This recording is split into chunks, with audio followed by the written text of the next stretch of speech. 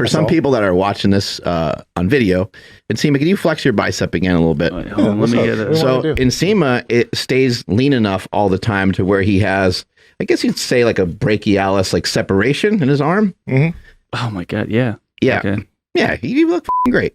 But our boy, you might know him, Andrew Zaragoza, has that same shit going on when he was doing the rows the other day, and he's up in weight. Yep. Hey. Oh, So whatever the fuck he's doing, dude, whatever the fuck he's doing, he was telling me about that in the break room. Talk about that. I'm excited for you, bro. I think just hanging out with Nsima, it's one of those things where, everybody's killing themselves, right? Like they're eating everything right. They're training every day. They're doing everything. And then Nsima just like, hey guys, you know how like when you take a break for like 2 weeks and then you come back and you're stronger, you're more shredded, and you just feel better. And everyone's like, no, not at all. That's a true story, by the way. Like, no, it's not. Yes, it is. You and Chris Griffin back in the day, unless I know he speaks with like, you got mad at him one time for speaking with like hyperbole, but that's Chris speaks with massive exaggeration. Like I'll say something and then he'll like blow it up into something else. So yeah. Any hoot. Yeah, so like, newborn baby at home, I'm still trying to get adjusted to everything. I don't want to be one of those guys that just fades away when he has a baby and never comes back to the gym again. So I haven't been as frequent in the gym as I'd like. Talking to Stuart McGill, he kind of banished me from lifting, period, and doing my regular cardio. What a I know, right? And I can't punch him right in his mustache. Oh, dude, what if that happened? Nah, that would hurt your fist. That hurt your fist. His mustache would punch back. Throw a kick. You'd be like, what the you can move, man. It'd punch you in the back of your face. That's the old Chuck Norris joke. But anyway, can't stay away from it. So I asked Mark, like, hey, what do you think? Like, knowing that he'd probably tell me, like, no, you should probably lift. But anyway, so I haven't been consistent. I've been eating as much protein as I freaking can. Like, I'll start my day eating like 100 grams of protein. Like, we're talking like French toast with coffee and protein in it, and just like what else? People just put their hands down their pants when you said French toast, I think. Right? People listening? Yeah. So French toast. Real quick, it's just French toast with egg whites and protein powder. Like, it's super easy to make. That and Canadian bacon, and it comes out to like 100 grams of protein and like 8 grams of fat, which I know you guys are probably not pumped about, but it's amazing. So it leaves a lot of room in the rest of my day for make some for additional fat. Dude, I will. I absolutely will. No, I've meal prepped it. I've put it like in the freezer and I bring it in here and I microwave it. It comes out great. Yeah, no, it's good. Damn, he should make some of that for us. Yeah, I'm down. Yeah, I'll make it. I don't like. I'm not even like saying it just because we're on the podcast. I will make it. Thank you. Lots of Piedmontese steak. Lots of steaks, dude. Like, the Dynasty cuts, like, they're just insane. So I just been loading up on a ton of protein. Cardio has slowed down, and I went from like 175 to today I'm a little bit lighter, but I went to 183 with good body comp. And I'm not looking disgusting. Yeah. Like the last time, like I wasn't training as hard and I weighed this much, like it was like this flab city. Like it didn't look good. Like now, I'm not going to be like, I look fucking awesome, but like I feel way better Flab City. Yeah. Yeah. That's what it was though, Like, it's actually a great Flab City. I thought of like a yeah. Yeah. I hold all the fat in my gut right here, like right in the front. But yeah, no, I like body comp is way better than it was last time around that I was at this weight. And it was really just not losing it in the kitchen. Yep. And then when I would have some of those like off the, I don't even have a plan, but things like pizza or whatever, it was loading up first on a good, gigantic protein heavy first meal and then having a little bit of that. Let me ask you this, Andrew, because I think this is actually a really, really, really important thing you're talking about here. When you're, you just had your kid, but I know like you used to love carbs, right? If you were to take a total guess on what like your average carb intake is per day, since you're not tracking hard, what would you say it is? Oh man, that's tough to say. Like a range. You can just give me a range. Well, right now, probably only like 60 grams. 60 grams? Yeah. And you think it's been like that for a few months?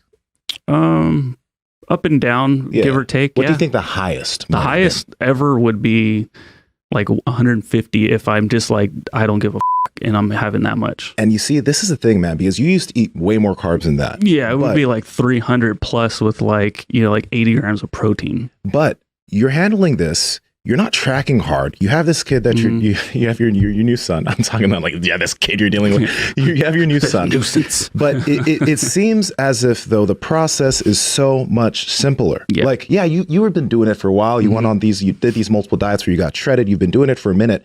But right now, it's kind of like you're on autopilot.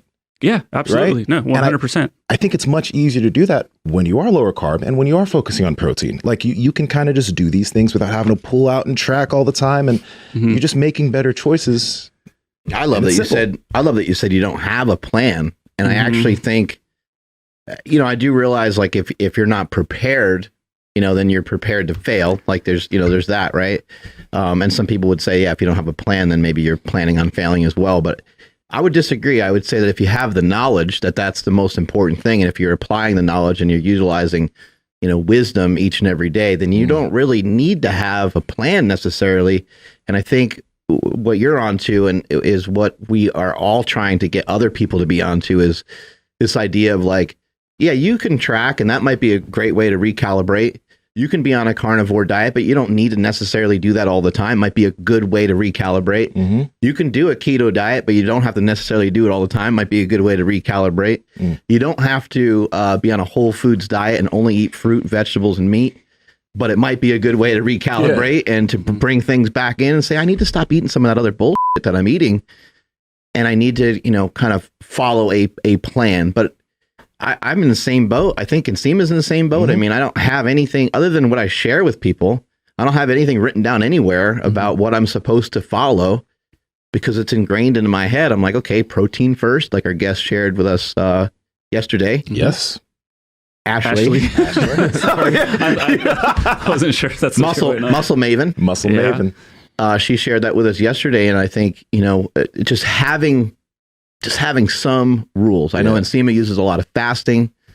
I always eat a lot of protein. I utilize fasting here and there, but just having we're not sitting there like nitpicking every little thing that we do, but these are conscious decisions that we are making, and we're honed in and focused on it. If you're not lifting as much or as often or as frequent, why not lower the carbs down a bit? Like, do you really, how much fucking energy do you really need from your from your calories every day, when you're talking about maybe moving a little bit less for a while, right? Yeah, absolutely. And for those like myself who aren't quite there where you guys are at, as far as like not needing to track, like I'm not writing stuff down. I'm not tracking it in the app. However, I will still weigh my food. And I know some people like, that's like the worst part of it, but I still weigh like, so I get like, I call it lazy meal prep. So I just have a big bucket of chicken breasts, or I even do like cans of chicken. Yeah. And then I have a big bucket of rice that I just bring in. I always have something here, no matter what. There may be a day where I'm like, I'm just going to run it in and out, but that's going to be very rare. Yeah. That's going to be a loss of a day for me.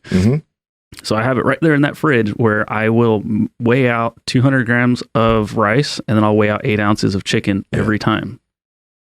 So I'm not going to like calculate that out or whatever, but I'm going to know, all right, I'm not going to be an asshole and get 300 grams of rice because I'm like, oh, that looks about right. And I'm not going to get 6 ounces of chicken and be like, that's about 8.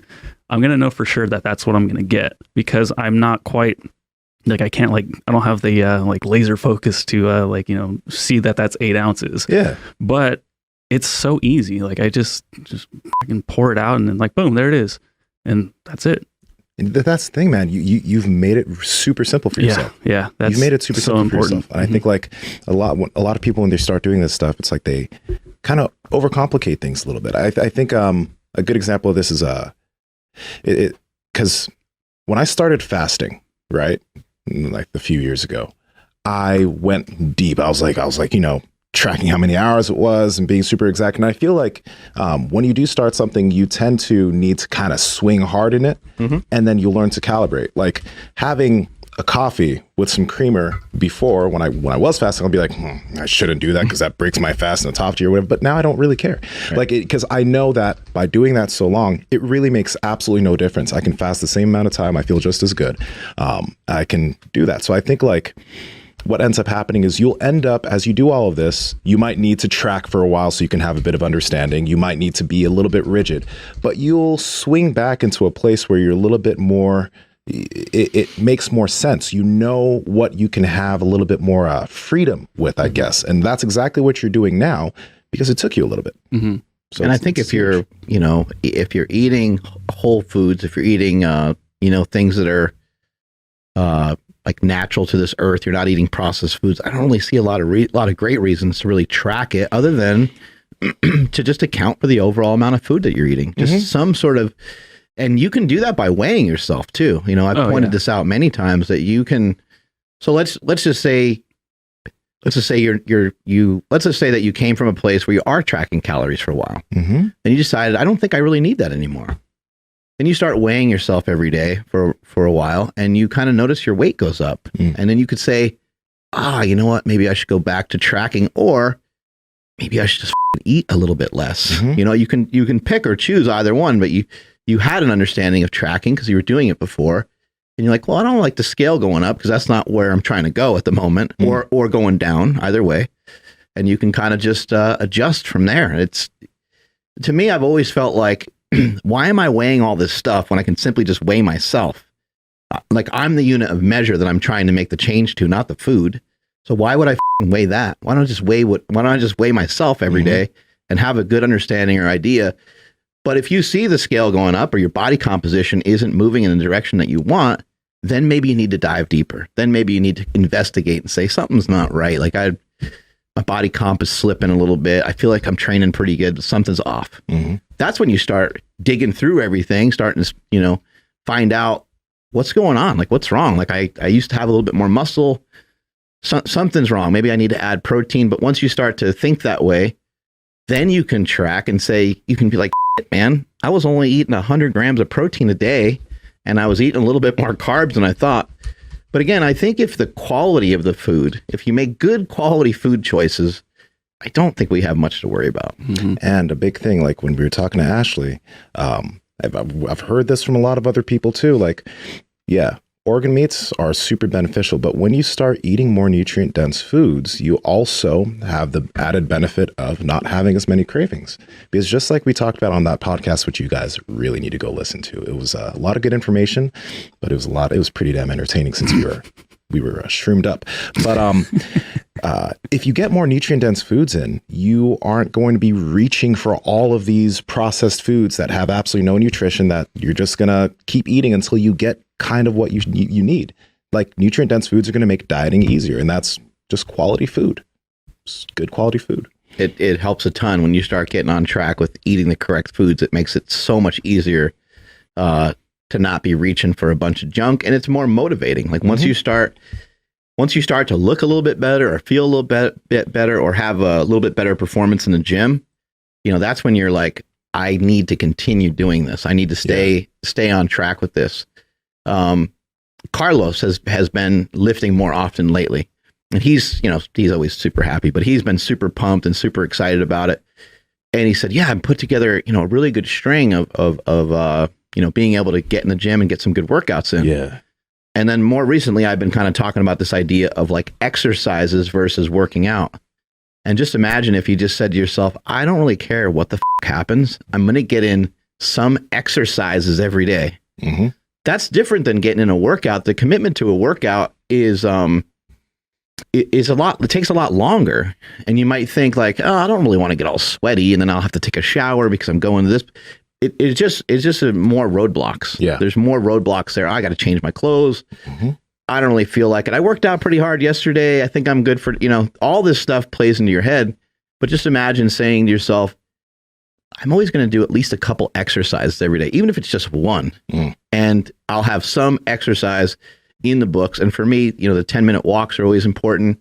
But some of the stuff from Ben Patrick and some of the stuff from Stuart McGill, I'm just making sure that I'm doing at least those things every day. So on top of that, if I get to lifting and I have an actual workout, a lot of times those things turn into a workout because, as I pointed out before, movement starts motivation and not the other way. You know, once you start to move, then you'll be more motivated. Then you'll be more excited. It's like you need that to happen in order for your body's chemistry to be heading in the right direction. So you're fired up to do more stuff.